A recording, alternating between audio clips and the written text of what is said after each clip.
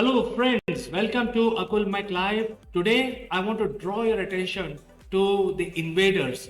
As you know, the India subcontinent, our motherland, has been invaded for almost 1000 years, and with every invasion, the wave of genocide, looting, and arson came.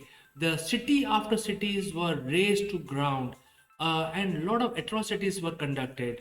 Mughals are no different, even though Mughals basically ruled India for 300 years. But most Indian feels that the Mughals were also invaders, with the exception of Akbar. And it all started with Babur. Let's analyze why Babur came to India and why he did those things, atrocious, horrible things when he came to India. What was the reason behind it?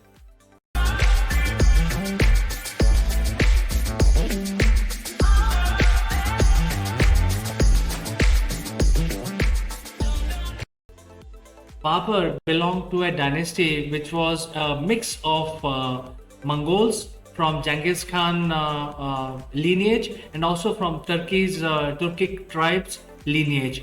In fact, Babur is the great grandson of Timur. Timur was also an invader, and he invaded not only India but a lot of other areas like Syria, Iran, etc. And especially in India, Timur came because there was immense wealth and he wanted to loot this land so that he has the wealth and kill the infidels as per the Islam belief. And basically, in fact, he used to say that I'm carrying the sword of Allah. And so he knew that Indian subcontinent was very wealthy. So he killed a lot of people here, took the money and went back. So Babur belonged to the same lineage, and when he invaded India, he basically felt it is his right to kill the Kafirs or infidels, take their wealth, and use for his own benefit. Babur had his own problems when he was ruler of Kabul. What compelled him to invade India? We will discuss very elaborately what were the factors behind it. It was not by any divine intervention. It was because of no choice. He knew that his great grandfather had invaded India because of the immense wealth, and he had killed a lot of kafirs, non-believers or infidels as they call it in Islam. So he was forced to come here. But when he wanted to visit India, he never wanted to cross Indus River because he knew that Indus River is going to be very difficult to cross, and he just wanted to invade the northwest frontier of Punjab province and take those plunder that land, kill some people, take the wealth and go back. That was his initial idea. And while doing so, he actually killed a lot of people in the area of current day Peshawar. A lot of accounts of his atrocities are recorded. He killed many Hindus and Sikhs in this area, and also the another sect in Islam which is called Ahmadiyya. And so all those people were actually brutally killed during those invasions. In order to understand Babur in totality, we have to also understand his lineage. The Genghis Khan lineage was considered to be the most barbaric. I mean, if you look at Genghis Khan and his war, he has plundered the land wherever he went. In fact, people were scared of Mongol armies. And when you look at Timur, his descendant, which was very well known in the history that he was very barbaric invader. He invaded a lot of places and he established his empire. Even though he did not create a succession plan, and soon after his death, his empire disintegrated. So, Timur carried out the same kind of invasions across Syria, across the place, across India, only for collecting wealth. So these people were only invading, killing people who were not believing in Islam and collecting their wealth, taking their wealth away. This was the idea.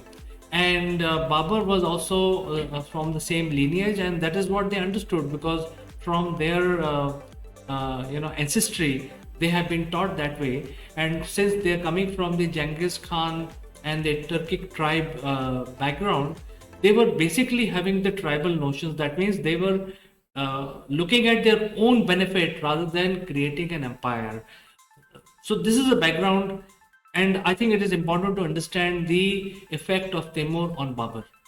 Babur was born in a place called Fergana Valley, which is in this area surrounded by Kazakhstan, Uzbekistan, Tajikistan, and Kyrgyzstan. So this is a small area where he was born, and his father was ruling the small kingdom in this valley. Unfortunately, when Babur was 12 years old, his father died in an accident while feeding pigeons. So the roof collapsed and he died in that accident.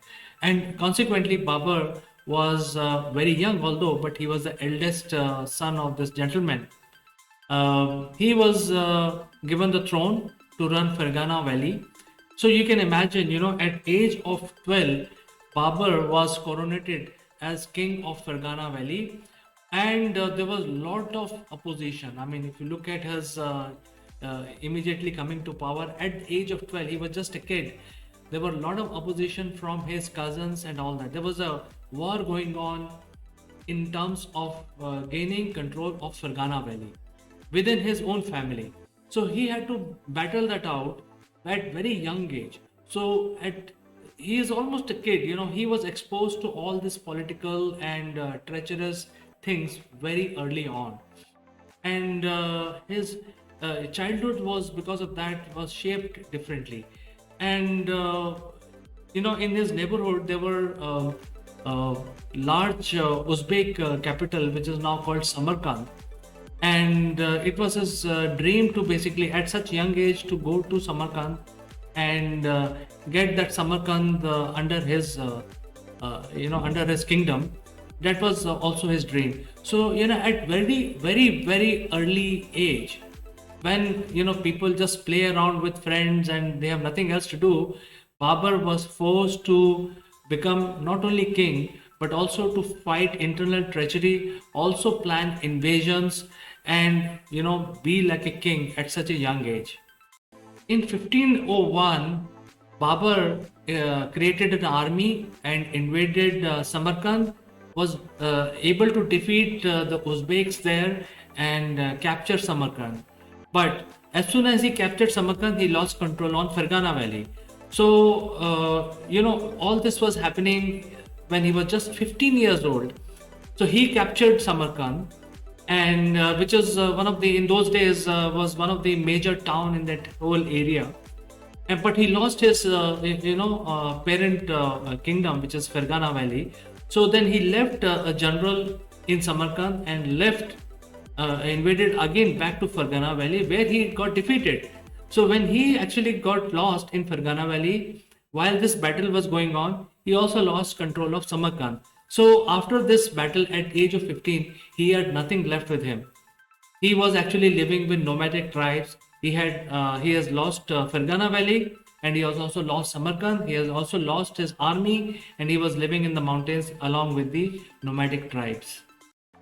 From 1501, for about 2 to 3 years, he was lost in the mountains and he was driven south. And so he kept roaming around building friends.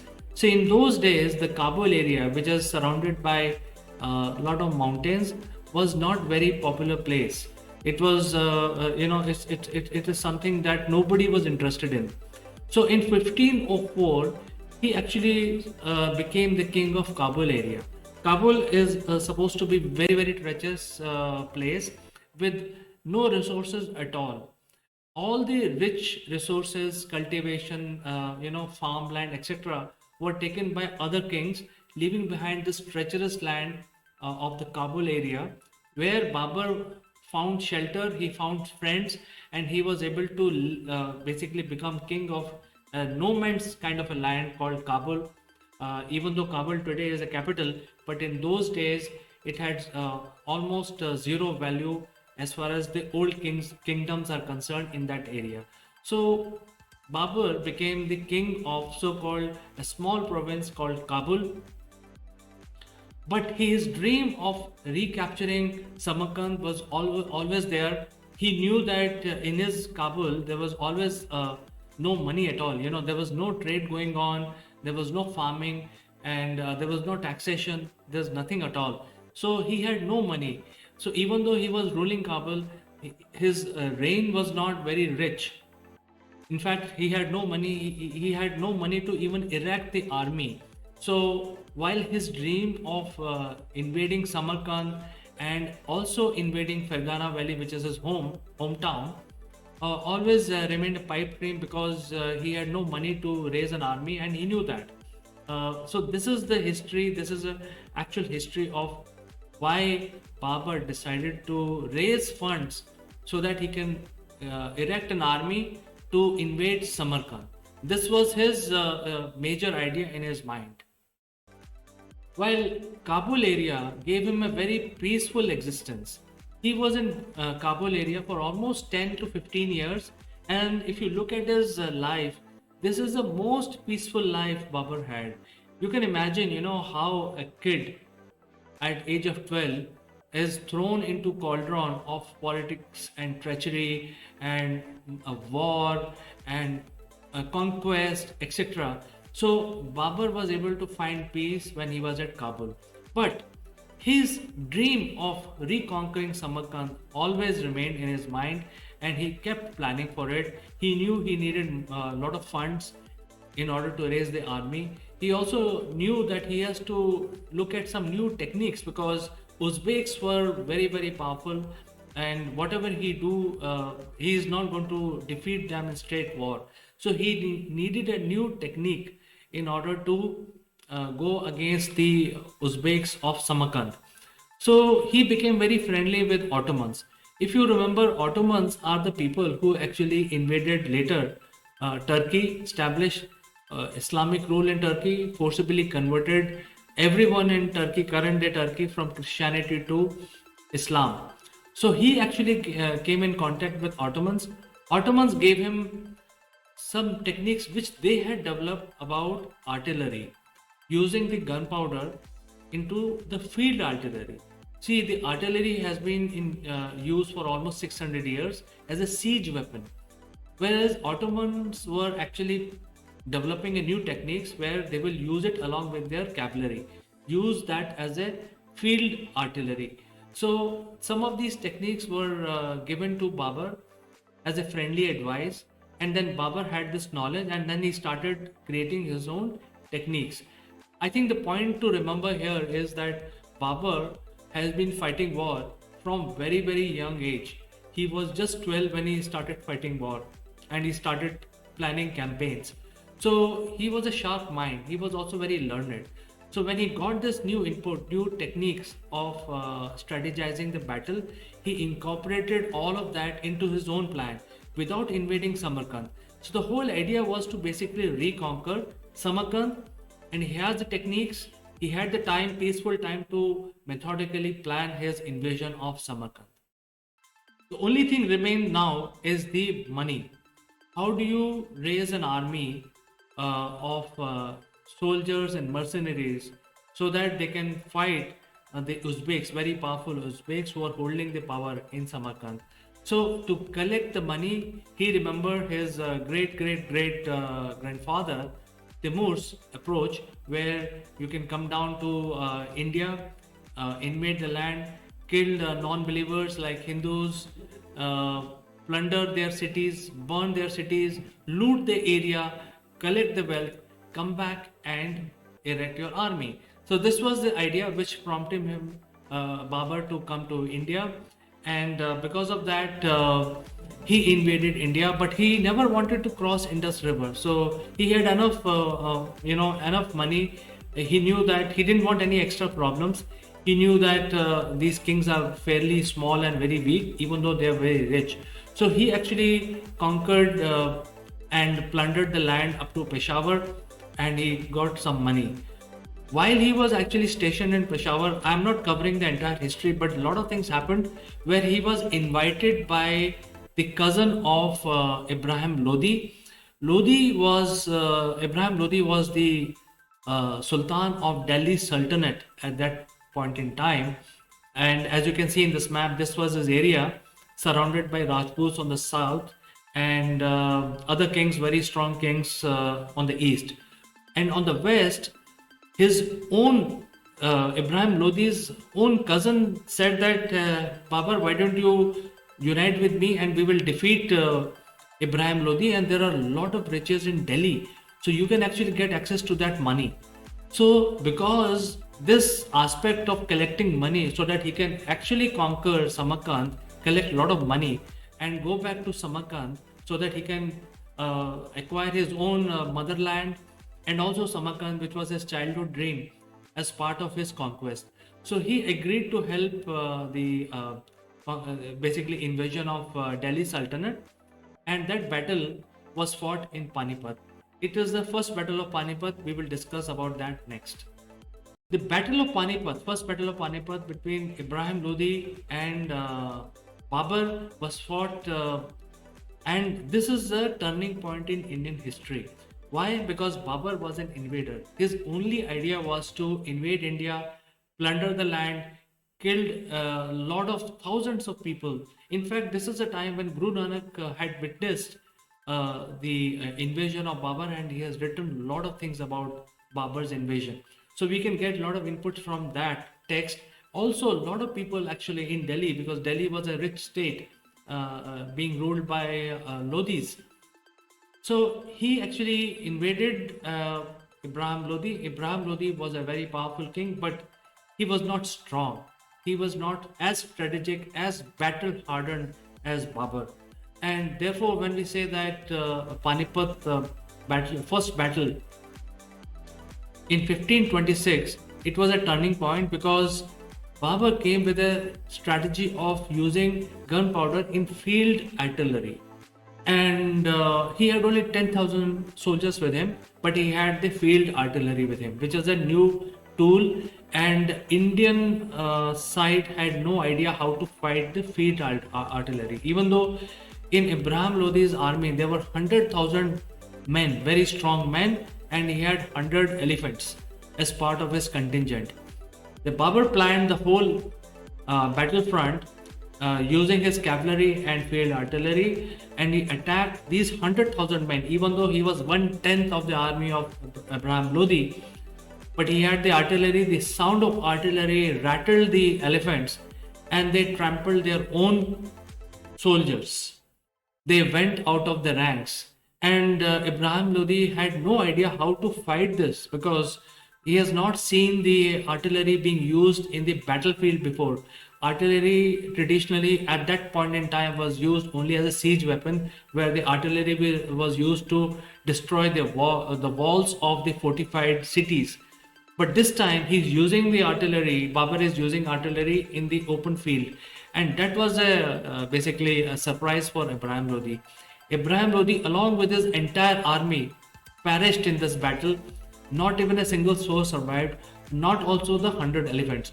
All of them were killed by the Babur army.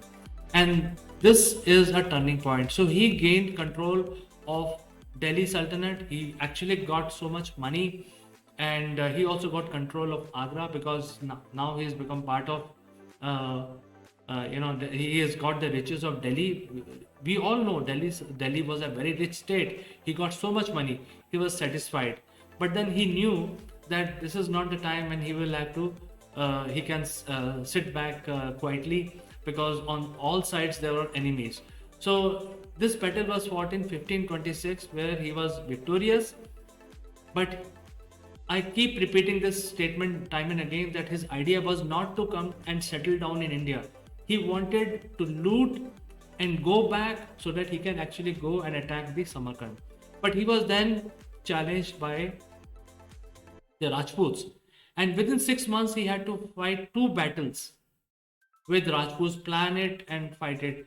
The result of the battle was similar to Ibrahim Lodi, because even Rajputs did not know how to fight the field artillery. that was something new. They had no answer about fighting the forces of Babur and his techniques. So he was victorious over Rajputs also, but then eventually he went back to Kabul. On the way, in 1530, he died. So this was the background of why Babur invaded India and what was his big point of coming to India, basically to loot, collect money, kill a lot of people. In fact, his story of killing people is world famous. It is said that Babur actually killed each and every person, including women and children, very barbarically in Lahore. In fact, he emptied the entire city of Lahore, and people who have written about this, atrocities being conducted by Babur and his army, uh, they not only killed the king, they also killed people, women and child. In fact, this same thing happened in Delhi after Ibrahim Lodi lost. Babur's army was let loose in Delhi, and they razed the Delhi, they burnt the city to the ground, killing everyone very, very barbarically. There are different methods being used, which I cannot talk about, but all of this is mentioned in our history that when on his way back, the Lahore was converted into the city of skeleton, as people say that. So his lust for regaining Samarkand and using India as only as a cash cow, come to India, kill a lot of people, take the money, go back, erect your army, and then invade Samarkand. This was the big idea about coming to India. Now, why Babur was called Mughal?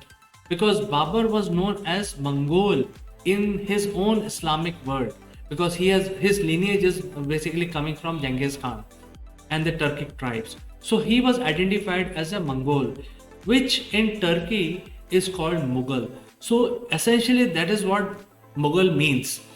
And the people of India know about this. However hard people try or historians try to hide this fact, but he was a barbaric invader who killed a lot of people in India. But I think the whole point is that why he did what he did. I think it's because of his upbringing. At very young age, he was thrown into cauldron. When at age of 12, he's fighting battles for his own life, for his family. He had a lot of personal issues where he had to battle a lot of these disasters in his family. His sister was taken forcibly. He had to sell his sister and being sold as a slave. All of those things created his persona. He became a very barbaric, ruthless person because of this.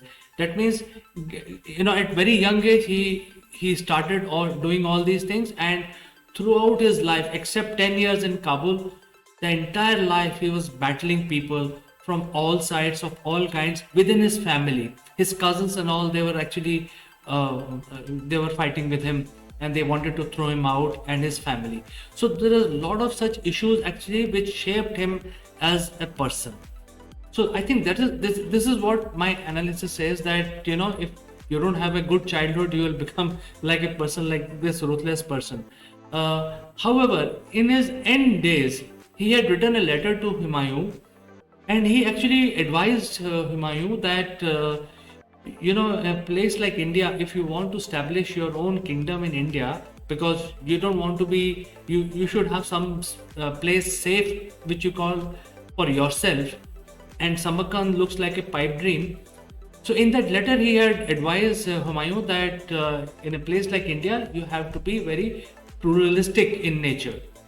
So that was his last advice to Humayun, and then he passed away. But entire life of Babur is is being looked at as just an invader, not even as a king. So he was just an invader, and that is why except Akbar, who established the rule of law, and he accepted many people. In fact, he gave chances to a lot of Hindus and Muslims and Sikhs, and created a homogeneous environment. None of the other descendants of Akbar maintained that, and therefore the masses of the Indian society feels that Mughals were not Indian. They came as invader and they remained an invader. So this is something which I thought I'll bring to you today. What do you think about this? And if you have an opinion, do write your comments, and I will read out your comments in the next episode of Akbar Live. For today, I like to say goodbye.